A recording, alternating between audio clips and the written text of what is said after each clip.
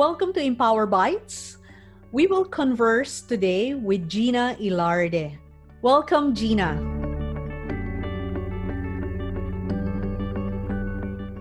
Our topic for today is Crossroad Choices and Affirming Purpose. I've known GINA for more than 10 years, and her life has been a series of crossroad choices. So, GINA, let's go back to that first major crossroad that you faced at work.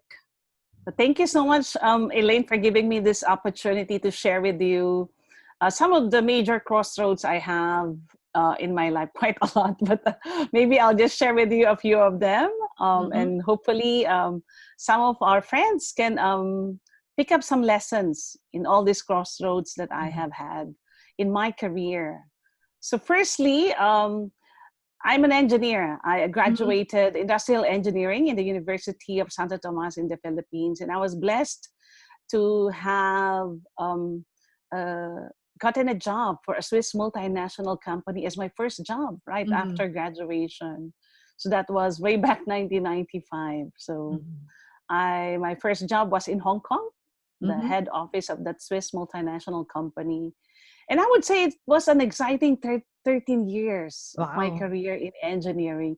I started in Hong Kong and then happened to assigned in Thailand sometime mid to late 90s until the Asian financial crisis happened, if you remember it.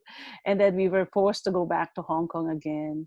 And it was a great opportunity. I had a lot of good bosses in the Philippines, in Hong Kong, as well as the opportunity to work in the Philippines, in Thailand, in Switzerland, in Singapore, and various other countries in the region. So it was a very comfortable career in engineering. Cut the long story short, I was promoted to head the engineering department of that company in Singapore. And I thought it was a career that I will retire one day, and but it wasn't meant to be. I was back in 1998. I was approached by then our CEO. I was in Singapore then, and I was offered to head the HR department. Initially, I was stunned, Elaine. I thought they were like joking. No. You couldn't be serious on that offer because I had never had any experience and training in human resources. My whole career was all the time in engineering. Although it was in different countries, it was always in the field of engineering. So it was, initially I rejected them, but they told me, do not reject yet. We'll give you a week to think about it and then come back with us for an answer. So I discussed with my husband and evaluated it. And then at the end of the day, I decided there was this voice in me, Elaine, that kind of like, it was scary because it was an unknown territory for me. But there was this voice that is also excited to explore other possibilities and look for what else can I do, to discover more of my capabilities. And so after evaluation that year in 2008, after 13 years in engineering, I decided to end my engineering part of my career and move to HR. So that was the first crossroad of my life or my career. Very interesting story. Thank you for sharing that, GINA. I didn't realize 2008 was the year you moved to HR.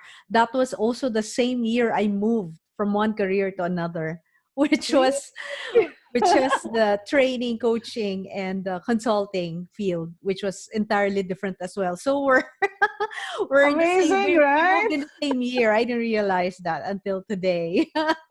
And so what happened to that decision, GINA, when you shifted to HR? Tell us about it. It wasn't easy. It wasn't an easy transition, but I was blessed to have a company who fully supported me. They sent me to Switzerland to have a crash course on HR. So I attended an HR college in Lucerne. And there was a lot of support from different levels of management in my company. Um, I was very appreciative of the fact that they had this cross discipline developments, from operations and then to HR. Wasn't easy, as I mentioned. There were a lot of learnings on my part.